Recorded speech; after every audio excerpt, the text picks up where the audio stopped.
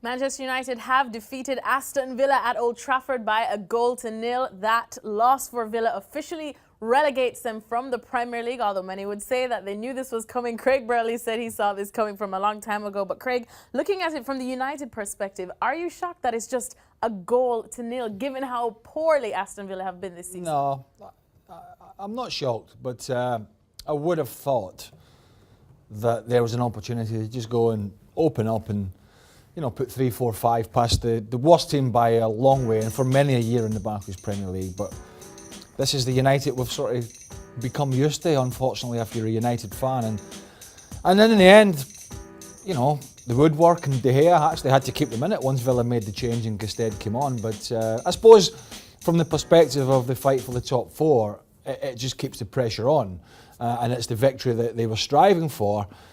But it's, again, far from convincing. Wayne Rooney comes back in. There's a great game to come back into. Yes. Martial on the bench, which was a bit of a surprise. And I'm a bit worried if I was a United fan, because I was really convinced that United would make a change in the summer with the management.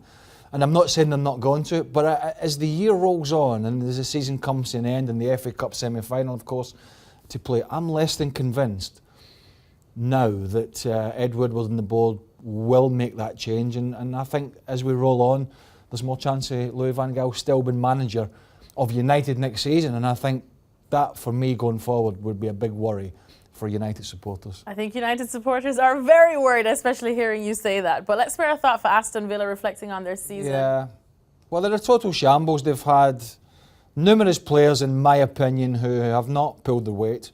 Been reports of players, and I won't name names, but reports of certain players not putting the effort in training, being overweight, being unfit, being asked by the club to do X, Y and Z and try to get themselves in shape, and no real sign that they wanted to do that. Eric Black was on my old coach at Celtic. He came in and eventually interim coach there, but that ship had sailed months and months and months ago. Remy Gard was an uninspiring figure, and it was certainly another bad decision by a board who have been unable to run that club properly. If they wanted to stay up back at the time, they would have had to have gone for an Allardyce type figure or a Nigel Pearson type figure who sort of miraculously kept Leicester up last year, and they've gone on from there. And to go down that road of sort of Remy Gard was a huge mistake, and European Cup winners, but they're going to be playing Championship football next year, and they deserve to be doing so. They've been really poor.